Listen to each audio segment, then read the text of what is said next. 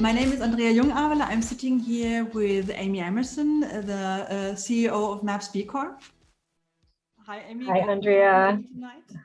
Amy and I are going to have a brief conversation tonight, speak a bit about Amy's path into and in the world of psychedelic research and implementation, which is an important part. And we were just chatting a bit before we started the recording and just realized that we probably met in 2015 for the first time at the MAPS training at Tyringham Hall in England, which was one of the first MAPS trainings going on as far as I remember. It was definitely the biggest one we had in Europe, that's for sure. And it was probably one of the biggest ones that we had done in general. Yeah. I still remember that very well. It was a very impressive event, and it was really very rewarding and a pleasure to learn from Annie and Michael Mithoefer about her work up to that point, which was the phase 2 studies, basically. Yeah. But as we've worked out beforehand, you go back with MAPS far beyond 2015. Yes. Yeah, I started working with MAPS in 2003. And I can tell you a little bit about how that happened if you'd like. Yes, please. Yes. Yeah, it involves like a small piece of a Burning Man story, so which is always fun. My husband and I had gone to Burning Man in the late 90s, and I can't remember which one. Maybe it was in 97 or 98. We were cleaning up matter out of place on the playa at the end as Larry Harvey was giving a talk about how Burning Man was out of money, and that if people wanted to buy a $150 ticket, they could have a lifetime ticket to Burning Man.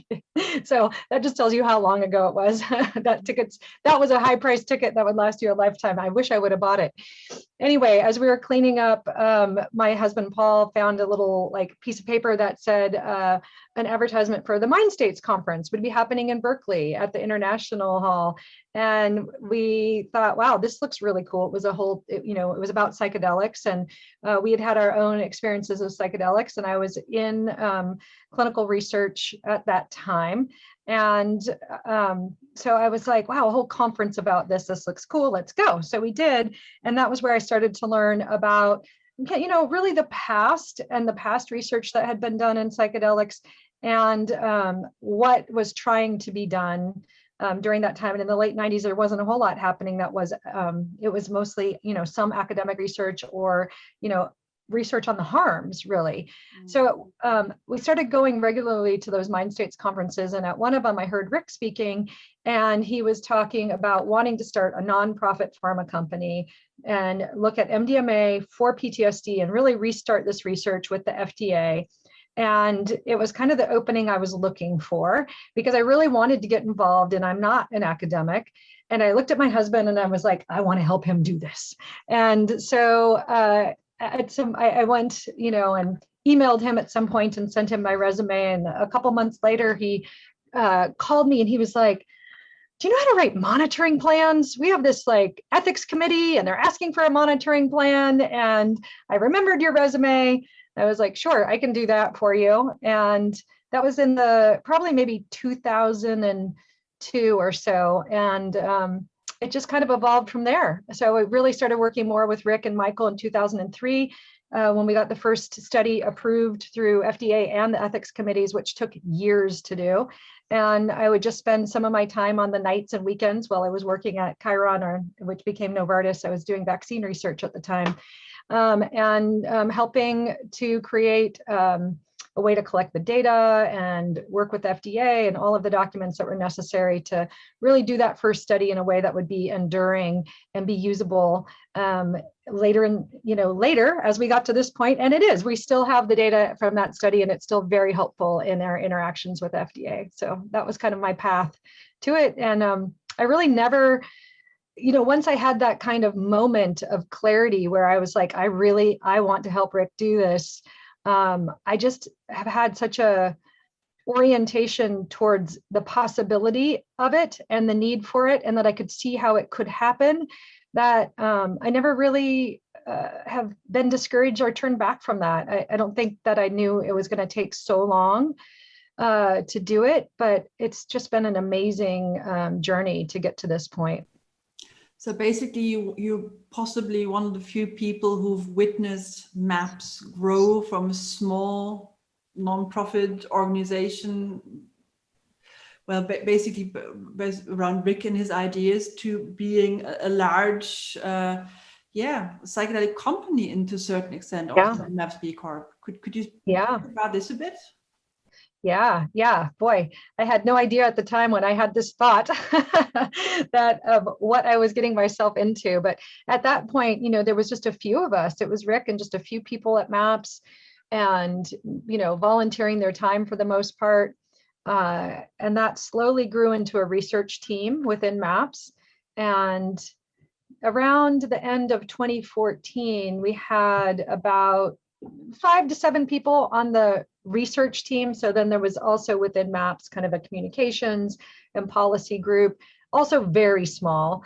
And we decided to, based on the fact that we were getting really positive data, and we thought that we would move forward into a phase 3, and we were looking forward to a time when we would actually have approval and be able to sell MDMA. And that's kind of out of the scope of the nonprofit of MAPS. We decided to take the research team and create the MAPS Public Benefit Corporation, which is a for-profit organization, but it's a special kind. It's public benefit, meaning that you are not profit maximizing, you're public benefit maximizing. And then that is a wholly owned subsidiary of MAPS. So it's like kind of this double protection of that. It's owned by a nonprofit and it's formed as a public benefit corporation. And since that time, so since 2015, we've grown from like that 5 to 7 people to 90 people. Wow. Yes, it's a lot. You're managing your team remotely at the moment, also due to Corona and the whole situation, which is surely a challenge. It is. And we are all remote. We don't have an office. We used to have a small office in Santa Cruz, and we gave that up during COVID. And, really, because we want to engage people from all across the US mostly for right now, and some in Europe, it makes sense to not have an office. It gives us a lot more flexibility of who can work with us and who we can hire. But it is a challenge as we get bigger and bigger to think about how to develop a culture and how to keep people together. And we really do have a special culture at MAPS that's not like most or any pharma company really. And, how do we keep that alive when we're a remote workforce? That's definitely, I think it has been a challenge for many people, but especially if you're dealing with such a special set of attitudes and ethics that you want to also infuse into your workforce. That is definitely difficult if you don't meet face to face. And the quick growth, we've really expanded really quickly in the last few years. And so maintaining that it takes a lot of work. We may be having our first in-person retreat, depending on what is going on with the pandemic. We may have our first in-person retreat in the end of September. So we're all looking forward to seeing each other face to face. Sure, definitely. And I think we've been talking about this beforehand, the same with the upcoming conference where we are looking forward to have you as a speaker. It will be happening in person. We will have to see who can be there. There will be some people on travel restrictions, and depending on the COVID variants that it will develop up into that. I hope we're not down to Theta by then, but it will pass on. But who knows? I'm really looking forward to having some conversations in person with this amazing group of people that it's felt like we've all gotten more distant during this time where it's been very busy and with the pandemic. And so it's really exciting to think about being in person and all the conversations that can happen at the conference. It would be a pleasure to clink a glass with you in the evening. It would definitely be. Would you like to elaborate a bit on what you want to present at the conference? You're going to be in the implementation track because it's your specialty, bringing MDMA to the market in the future. Would you like to talk about this for a bit? Or? Yeah, that would be great. I think, as a lot of people know, we just had really positive phase 3 results published in Nature Medicine with a very, very small p-value and a large effect size. And 67% of the people in our study no longer qualifying for PTSD diagnosis, and 88% of the people in the study having a clinically meaningful reduction in their symptoms, which is just an amazing outcome. And so now we're in our second phase 3. And in parallel to that, we're really thinking about implementation. So we're starting to build our patient access and commercial team and looking at how do we do this? How do we create the landscape? What is the, how do we interact and engage with payers so that this is really accessible? We very specifically call our commercial team patient access and commercial because we really want to put at the forefront public benefit and patient access. And a whole ecosystem needs to be developed around this. And I'm really interested in this tract in that how, we're all going to have some different approaches, all the different organizations that are working in this drug development space. And we're all going to have a piece of this. How can we come together to help create this ecosystem and to, lift it up and really collaborate to make it even stronger and create more access instead of, we don't want to work at odds in the way that many pharma industries do. We want to bring everybody up together and create pathways.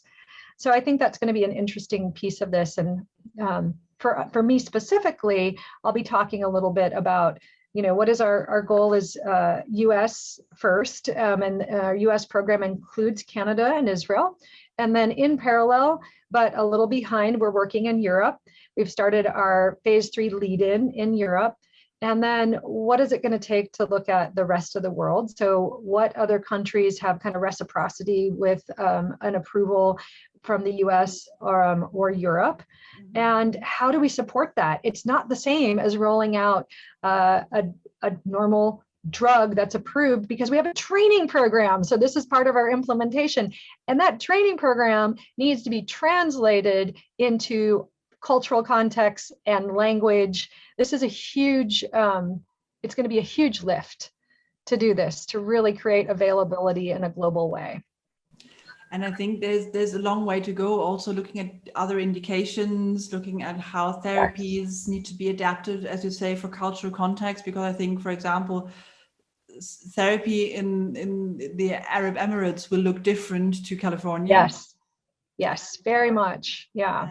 And also there will surely be cross-pollination between the different developments that are happening, but we really have to see that everything finds its place and space. And it would be great if we all succeeded not to make this therapy for the fortunate few, but make this accessible for those people in need. And very often, especially when it comes to mental illnesses and psychiatric problems, those in need are not those with the big bank account. So it's going to be absolutely discussion with the payers. Yeah, discussion with the payers is just so important at this point. And also considering, what do we do for people that are not insured or underinsured? And I think that's more of a problem in the US. But how do we have a patient access program? How do we really make this a public benefit corporation in that we're bringing in money?